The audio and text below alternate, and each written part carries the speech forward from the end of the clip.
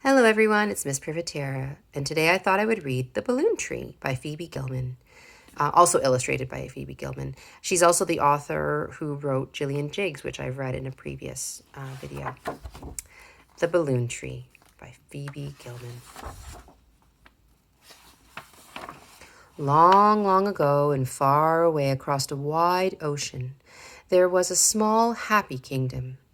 In a big castle at the top of the highest hill lived the king and his daughter, Princess Leora. Princess Leora loved playing and singing and dancing, but most of all, she loved balloons. The castle was always full of them. Then one day, messengers came with an invitation for the king. His Majesty, the great King of Kaluna, invites your Majesty to a royal tournament. Please bring your bravest knights. Can I come too? Princess Leora asked. I'm sorry, said her father, not this time. But I won't be gone long, and your uncle will look after things here. I want you to help him.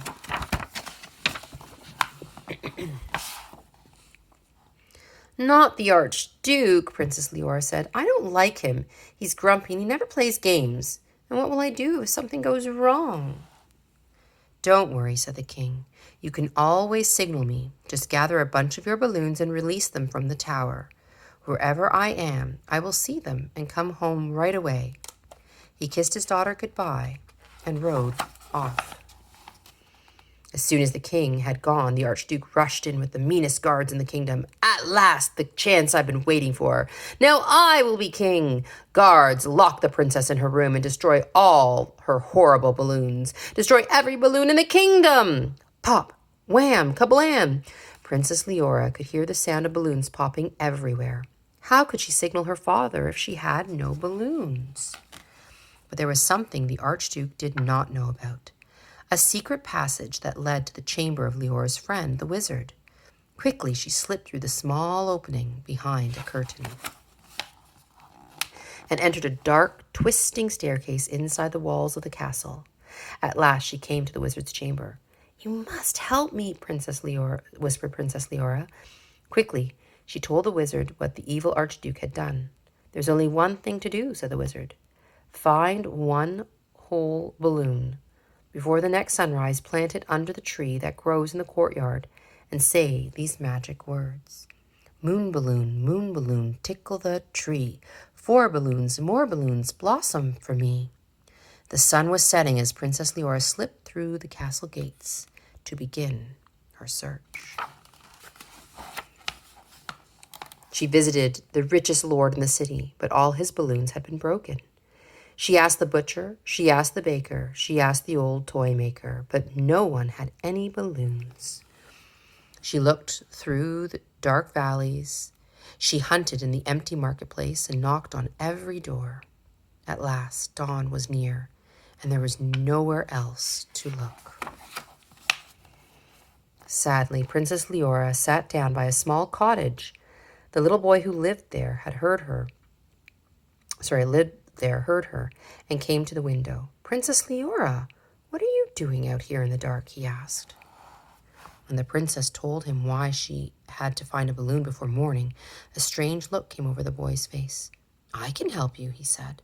He ran off inside and came right back with a balloon. When I heard all the balloons popping, I hid my last one at the back of my closet. I wanted to keep it, but you need it more than I do. Princess Leora thanked the boy and ran back through the empty marketplace, past the stores of the butcher and the baker and the old toy maker, past the rich lord's house and through the castle gates.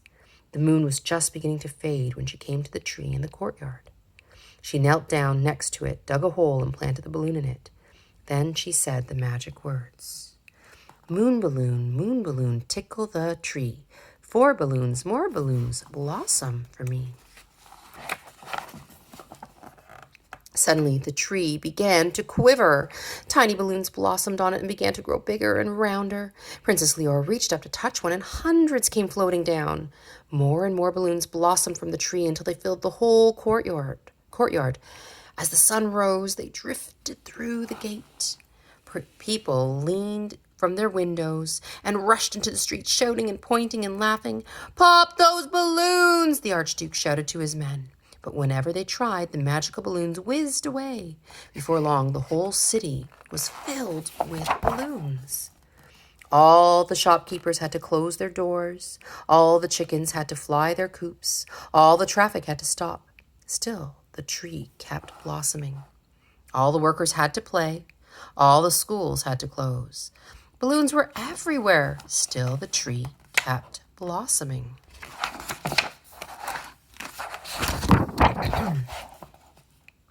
The Archduke jumped up and down with rage when he saw that his guards couldn't pop the balloons. He rushed at the tree with his spear, but suddenly a balloon blossomed on its point, and he bounced right back on his bottom.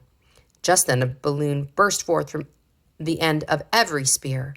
Madder than ever, the Archduke ran after Princess Leora, shouting, "I'll get you for this!"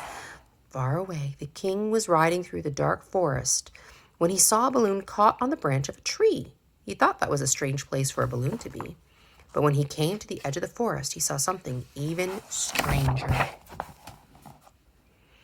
His whole kingdom was filled with thousands and millions and zillions of balloons. "Leora!" the king gasped. "She must be in great danger. Back to the castle at once!"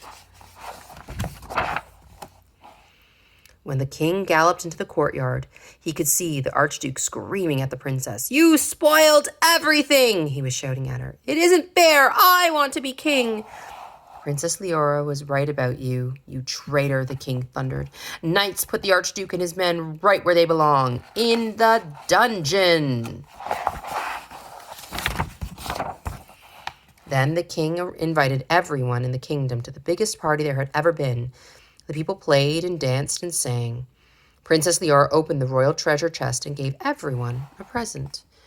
The balloon tree stopped blossoming as the moon rose, but the party went on and on into the night. All the people stayed up past their bedtime. As for the Archduke and his men, they were in the dungeon for a long, long time. But they were never bored. They were kept very busy blowing up balloons. And that was The Balloon Tree by Phoebe Gilman. Hope you enjoyed. Until next time, have a great day.